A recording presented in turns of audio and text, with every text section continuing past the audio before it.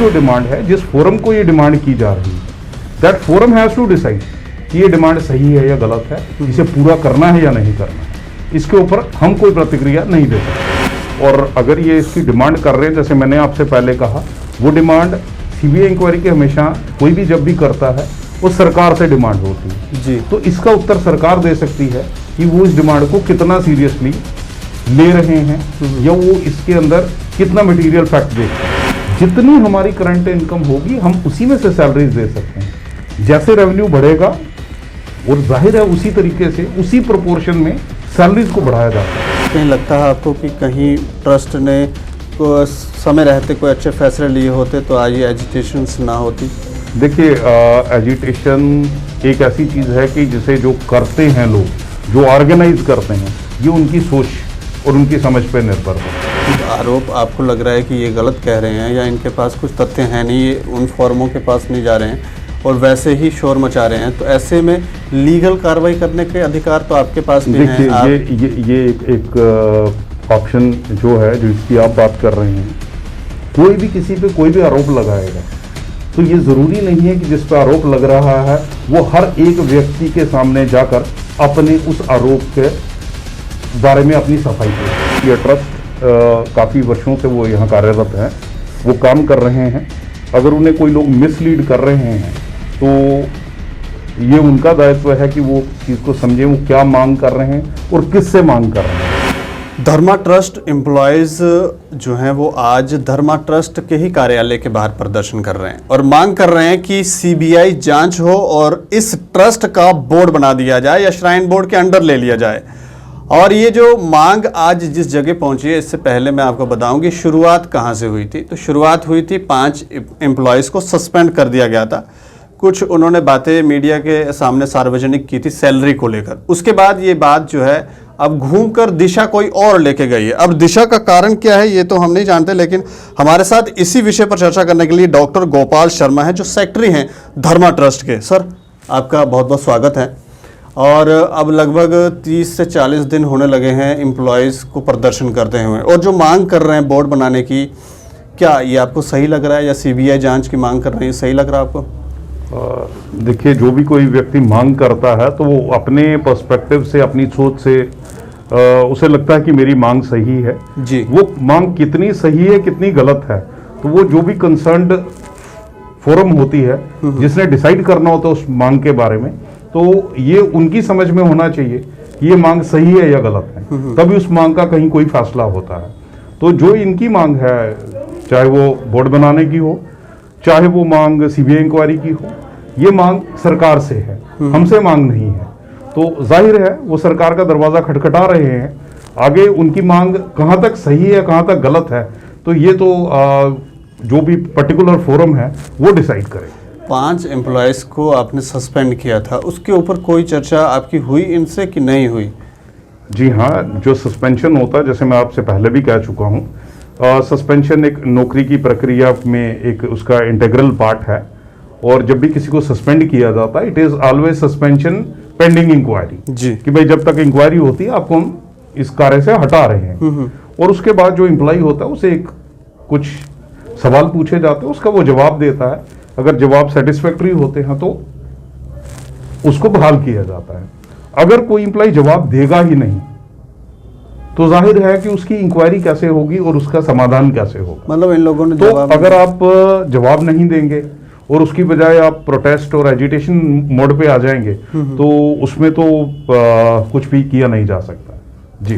Board बनाने की जो ये मांग कर रहे हैं, ये कितना आपको सही लगता है? और क्या आपको लगता है कि अगर बोर्ड बना दिया जाए ट्रस्ट को बदल कर, तो ये हमारे समाज के लिए, जम्मू कश्मीर वासियों के लिए सही होगा? देखिए, ये इनकी अपनी मांग है, इनकी अपनी सोच है, तो ये अपनी सोच पे कार्य कर रहे हैं, अपनी मांग को उजागर कर रहे हैं, प्रेजेंट कर रहे हैं।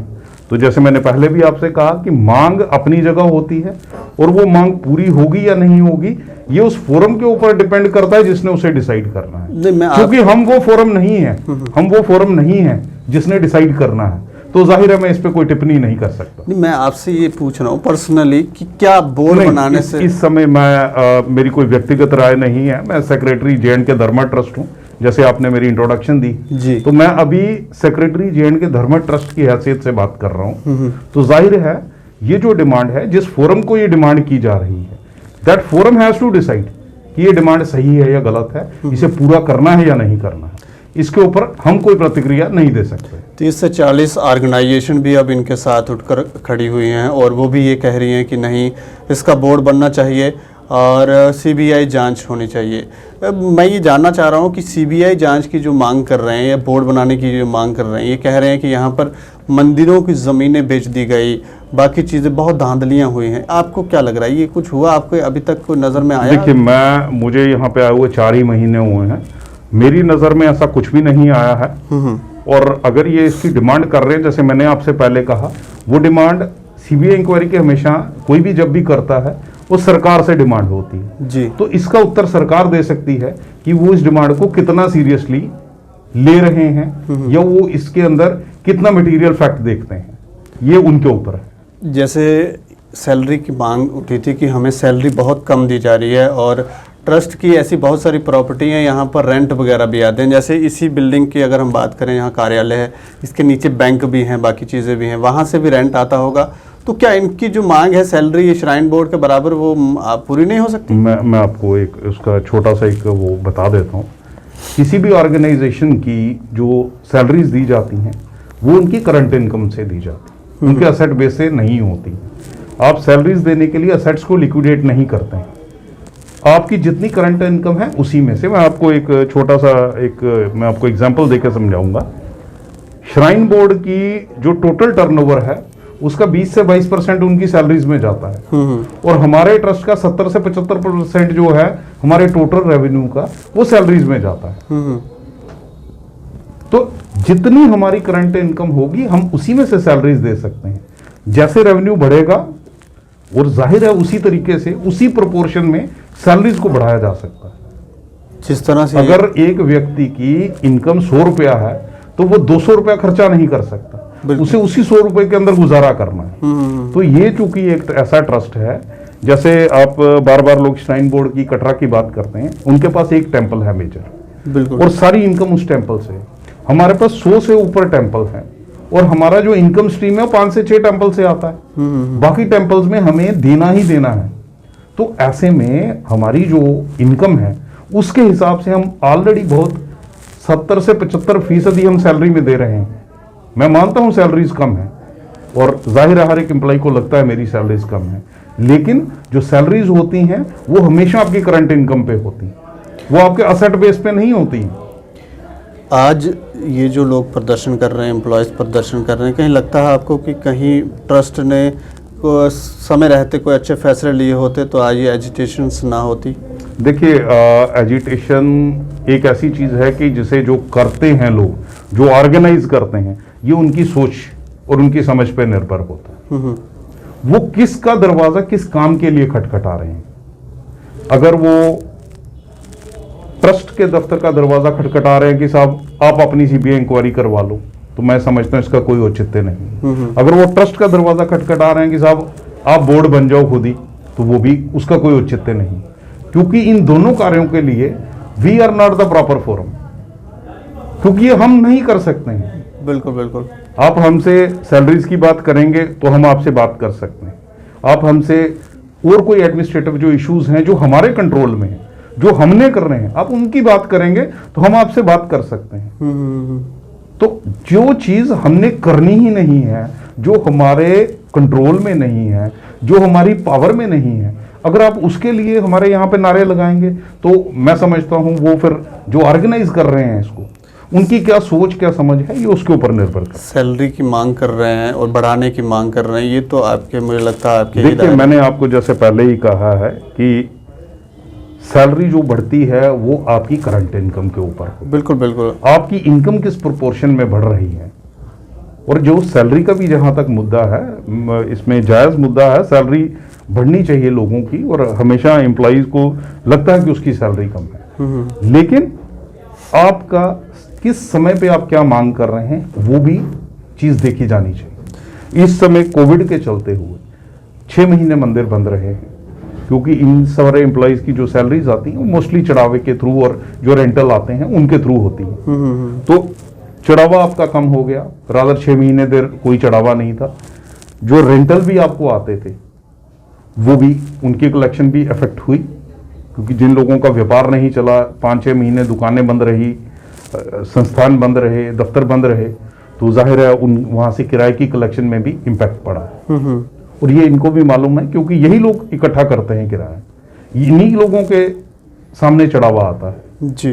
तो ऐसे में ये इनका जो मांग है सैलरी की, इसका समय गलत है शायद। और अगर यही 31 मार्च के बाद अगर हम बात करें, थोड़े हम उम्मीद करते हैं अगर ईश्वर ने चाहा हालात अच्छे होते हैं, अधिक से अधिक लोग जो है वो आते हैं और मंदिरों में दर्शन करने के लिए, चढ़ावा बेटर होता है, तो फिर इसके बारे में बात की जा सकती है। और वो भी उस तरीके से एक प्रोपोर्शनेटली, जैसी इनकम में इंक्रीमेंटल ग्रोथ होगी, अकॉर्डिंगली इंक्रीमेंटल ग्रोथ सैलरीज में होंगी।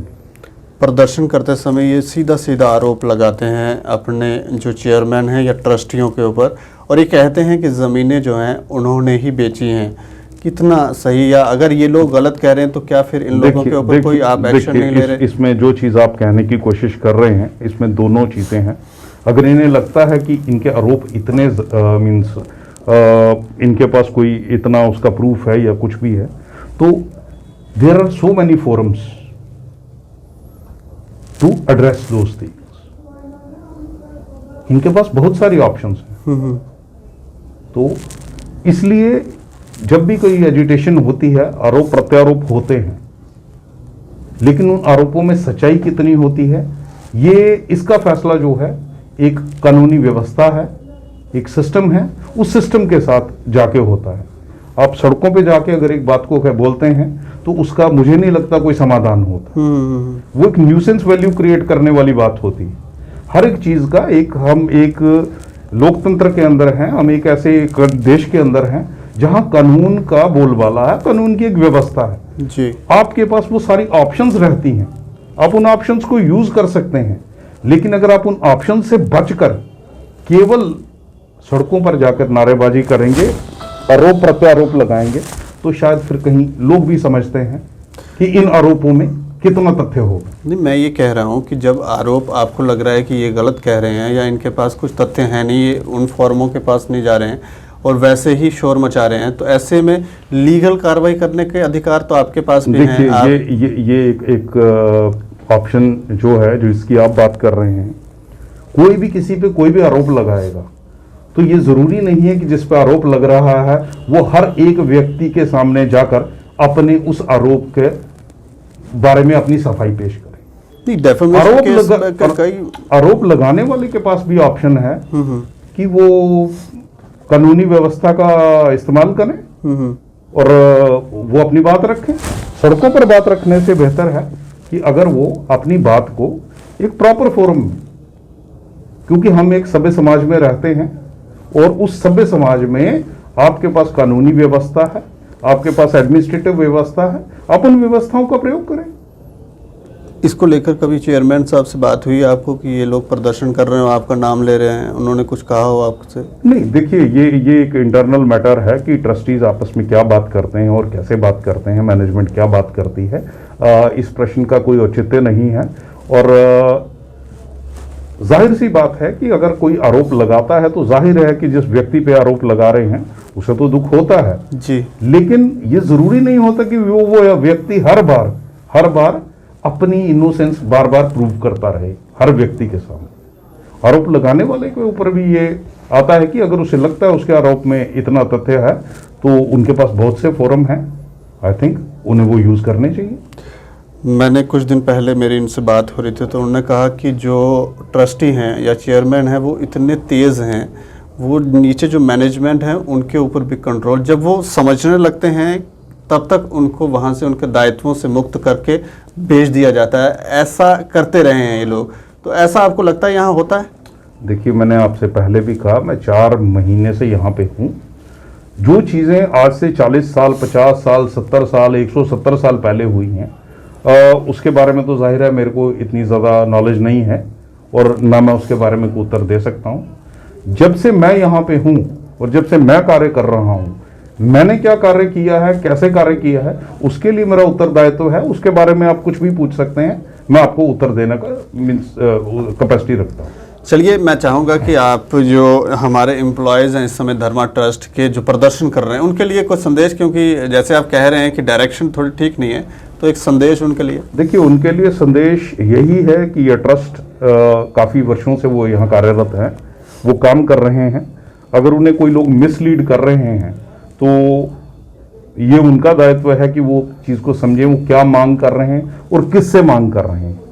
जिस व्यक्ति से जिस चीज़ की मांग कर रहे हैं, क्या वो चीज़ देने का उसके पास अधिकार है या नहीं, क्या उसके पास लीगल अथॉरिटी है या नहीं है। तो एक बार कम से कम इनको इस, और दूसरी चीज़ मैं ये कहूँगा कि चूंकि एक धार्मिक संस्थान है, यहाँ पे जो भी इनकम होती है वो चढ़ावे के थ्रू और रेंटल्स के थ्रू आती है। जब अगर ये कार्य नहीं करेंगे तो जाहिर है कि चढ़ावा कम आएगा, उससे ट्रस्ट को प्रॉब्लम्स आएंगी। और अगर कुछ लोग जानबूझकर चाहते हैं कि ट्रस्ट डीप फाइनेंशियल लॉसेस में जाए, तो ऐसा मैनेजमेंट होने नहीं देगी। और मैनेजमेंट के पास जो भी ऑप्शंस होंगी वो एक्सरसाइज करेंगे, सो दैट ये ट्रस्ट जो पौने 200 साल से चलता आ रहा है, ये चलता रहे। एक नोटिफिकेशन भी आपकी तरफ से निकाली गई कि अगर आप काम नहीं करेंगे तो आपको सैलरी नहीं दी जाएगी, और ये लोग कह रहे हैं कि ऐसा नहीं है, हम तो काम करते हैं। सुबह मंदिर में पूजा होती है, जब भोग लगाना होता तब हम भोग लगाते हैं, उसके बाद बंद करते हैं। देखिए, pen down tool down strike का अर्थ क्या होता है कि आप कोई भी कार्य नहीं करेंगे।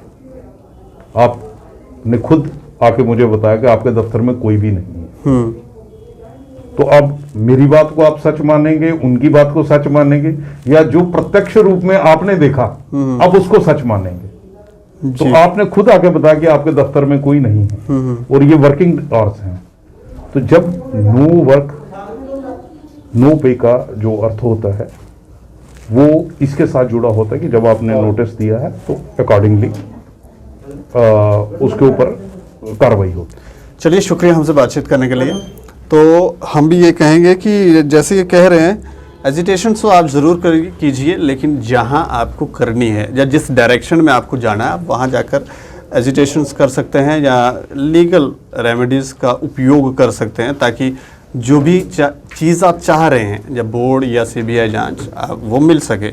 बाकी ये तो एम्प्लॉयज़ को ही सोचना है कि वो इसके ऊपर क्या निर्णय लेते हैं। बाकी आप लोग देखते रहें दैनिक स्टेट समाचार। मुझे और मेरे सहयोगी अरुण डोगरा को दें इजाज़त। नमस्कार।